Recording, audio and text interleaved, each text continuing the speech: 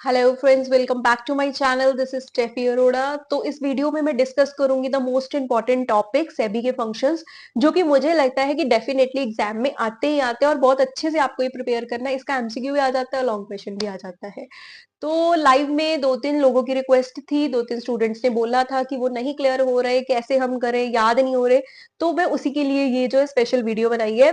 तो आप सेबी की फंक्शंस, इसी के साथ में कुछ केस स्टडीज भी आपको करवाऊंगी after this topic, so that आप इस टॉपिक में अच्छा स्कोर कर सको, क्योंकि इसमें लॉन्ग क्वेश्चन आ सकता है।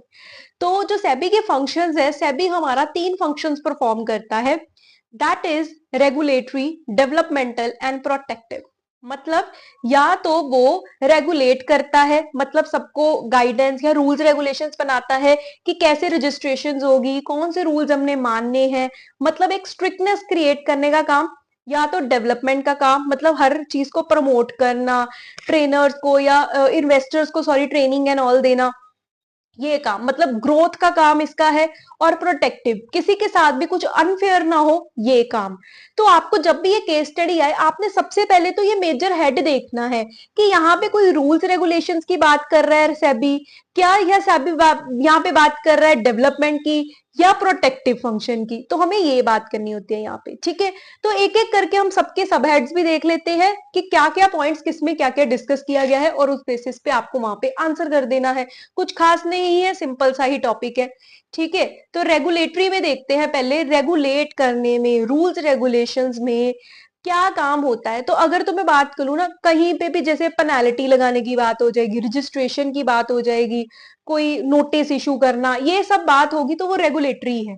जैसे पहला काम इसका क्या है, रजिस्टर्ड करना, किसको, एजेंट और ब्रोकर। जो भी स्टॉक एक्सचेंज में एजेंट या ब्रोकर काम करते हैं, उसको रजिस्टर्ड करने का काम होता है सेबी का।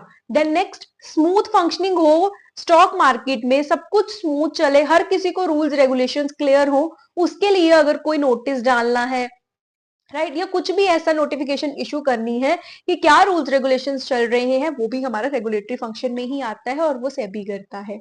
देन नेक्स्ट, अगर किसी भी तरह की कोई पेनाल्टी, अगर कोई रूल ब्रेक कर रहा है, कोई पेनाल्टी या कोई फीस चार्ज करनी है किसी से, तो वो भी रेगुलेटरी का ही पार्ट है। देन नेक्स्ट, अगर कोई भी स्टॉक एक्सचेंज में या मार्केट में इन्वेस्टमेंट स्कीम निकल के आई है और उसके लिए रूल्स सेट करने हैं, रेगुलेशन सेट करने हैं, तो वो भी रेगुलेटरी फंक्शन में आएगा, सेबी परफॉर्म करेगा। जो हमारा नेक्स्ट पॉइंट है, to prevent unfair and fraudulent trade practice. तो इस पॉइंट को मैं सजेस्ट करूंगी आप प्रोटेक्टिव में ही लिखना। सी यहाँ पे प्रोटेक्टिव में ही है ये, to prevent unfair and fraudulent trade practices. तो ये प्रोटेक्टिव में ही ज्यादा कवर होता है, क्योंकि इसकी जस्टिफिकेशन या इसकी एक्सप्लेनेशन में आ जाता है कि किसी भी तरह का कोई फ्रॉड ना इन्वेस्टर करे, या कुछ ऐसी प्रैक्टिसेस ना हो जो अनफेयर है, अगेंस्ट द स्टॉक एक्सचेंज है। तो ये ज्यादा प्रोटेक्टिव में आता है, ये प्रोटेक्टिव फंक्शन के अंदर आप कवर कर लेना, रेगुलेटरी में आप मत करना, ठीक है। क्योंकि इसकी एक्सप्लेनेशन में आ जाता है कि इनसाइडर ट्रेडिंग एंड ऑल ये ना हो। तो पहले मैं आपको ना प्रोटेक्टिव ही करवा देती हूँ, ठीक है, क्योंकि अभी हम पहुंच ही गए हैं प्रोटेक्टिव में। तो अनफेयर ट्रेड प्रैक्टिस ना हो, फ्रॉडलेंट प्रैक्टिस ना हो, ये कवर होगा प्रोटेक्टिव फंक्शन में। उसके बाद और प्रोटेक्ट करने के लिए सेबी क्या करेगा, इन्वेस्टर्स को करेगा एजुकेट, ताकि उनको सब कुछ पता हो, कोई भी उनको पागल ना बना के चला जाए। तो सेबी ये इंश्योर करता है कि टाइम टू टाइम सही इंफॉर्मेशन, जो सही गाइडलाइंस हैं, वो सभी इन्वेस्टर्स के साथ पास पहुंचती रहे।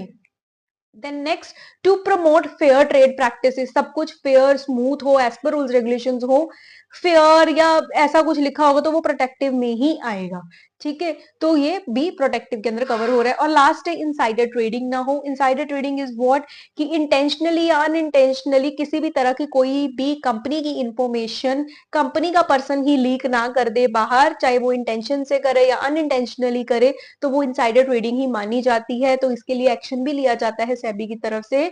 तो इनसाइडर ट्रेडिंग ना हो, ये भी इंश्योर किया जाता है सेबी की तरफ से।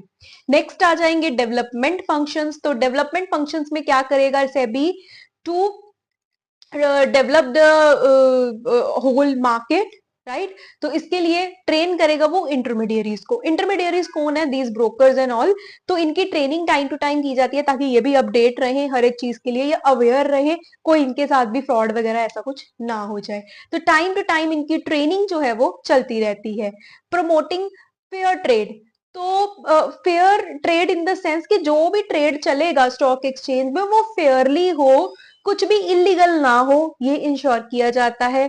देन नेक्स्ट लास्ट आ जाता है time to time research practices होती रहे, मार्केट में क्या नया है, इनोवेटिव है, मार्केट के पार्टिसिपेंट्स कौन से हैं, कौन सी सिक्योरिटीज ज्यादा डील हो रही है, किस चीज की ज्यादा डिमांड है, फ्यूचर के लिए रिसर्च करना या करंट टॉपिक्स पे ही एनालिसिस करना, ये भी डेवलपमेंट के अंदर आएगा। तो इन शॉर्ट में अगर बोलूं ना, तो जब भी आपको केस स्टडी आएगी ना अगर इस पे, तो कुछ रजिस्ट्रेशन रूल्स रेगुलेशन से रिलेटेड होगा तो वो आप रेगुलेटरी में डाल देना, कुछ ट्रेनिंग या रिसर्च रिलेटेड होगा तो आप डेवलपमेंट में डालना, कुछ भी अनफेयर ट्रेड प्रैक्टिसेस या इनसाइडर ट्रेडिंग से रिलेटेड होगा तो वो आप प्रोटेक्टिव में डालना। ठीक है, तो आपको ऐसे ये सॉल्व कर लेनी है।